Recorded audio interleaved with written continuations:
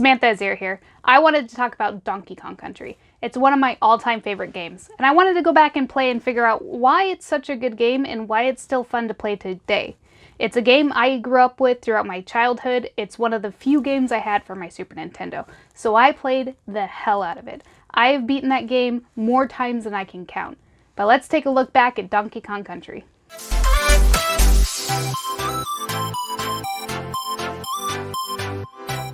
Donkey Kong Country was the entry that let us know that Rare was here and ready to kick ass.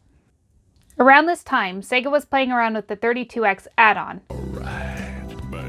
And Rare wasn't scared to call him out.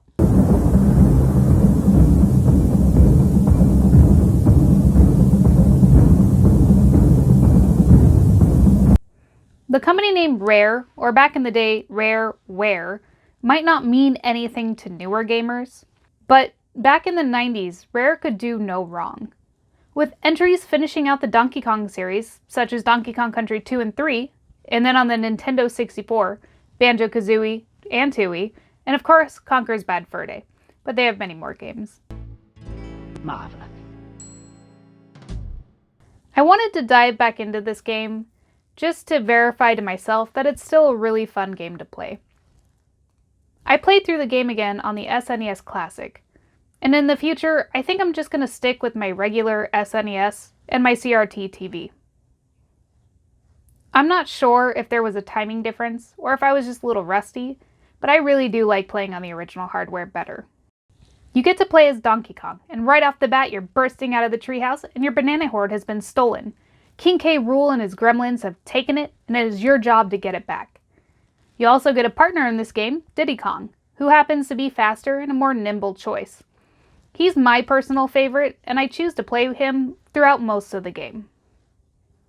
Both Kongs act as your life bar, so 2 hits and you're out.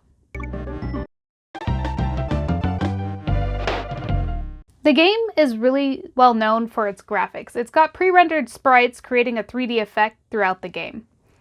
The graphics were made with an expensive silicon program and then compressed for 2D SNES graphics. A lot of the levels show off the graphics, but my favorites include Treetop Town,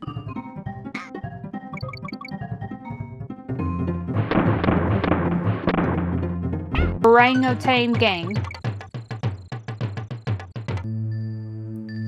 Slip Slide Ride, and Manic Mincers. The graphics still hold up today. Yeah, I know it's no God of War or Horizon Zero Dawn on PlayStation 4, but I really don't want it to be. The game delivers a great adventure platformer, and the graphics fit it perfectly. The music is so memorable. So memorable, in fact, that I kept humming it throughout the house while trying to make this video. I mean, just listen to these tracks.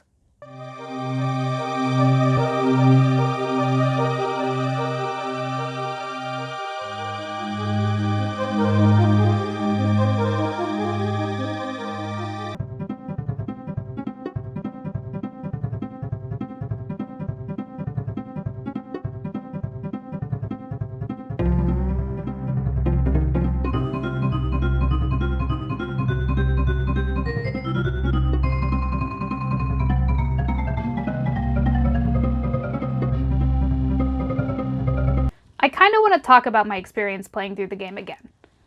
I honestly can't remember, but this might be one of the first games I ever beat. I remember the snow levels being the most difficult part to get past. Replaying this game made me realize that King K. Rool might be one of my favorite bad guys. I remember thinking to myself during this playthrough that level loopy lights is what I imagine what your grandparents feel when they're walking around the house without the lights on.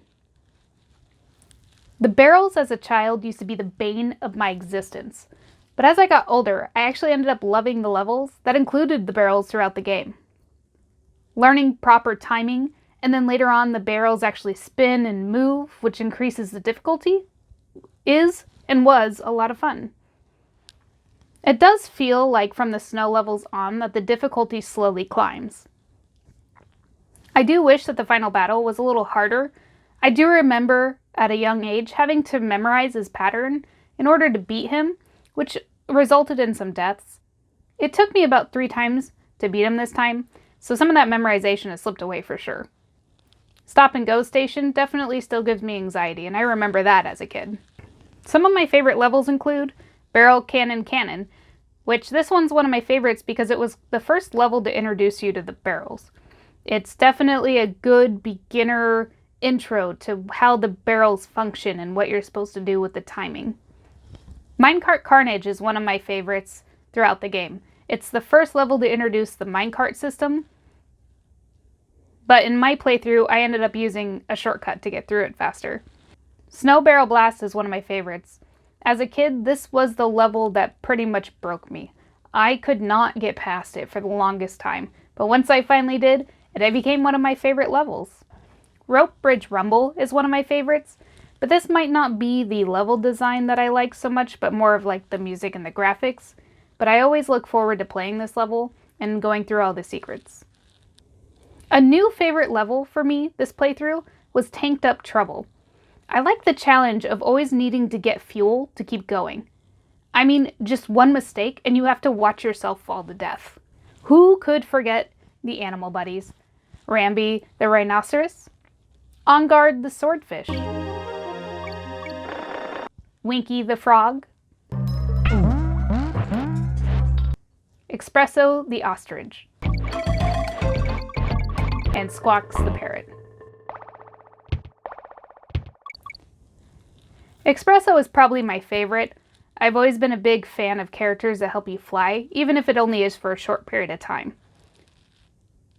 Poor Squawks was kind of unforgettable due to him being in, well, oh yeah, one level. If you would have asked me before this playthrough if I had any complaints, the answer would be no. I didn't like the boss Dum Drum.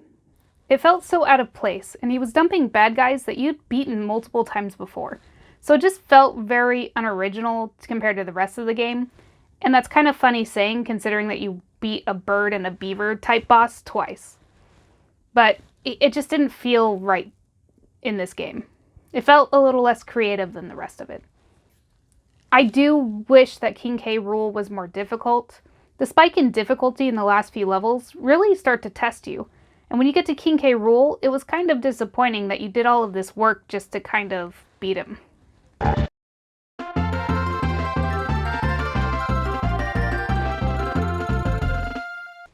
9.3 million copies. That's how many copies of Donkey Kong Country were sold.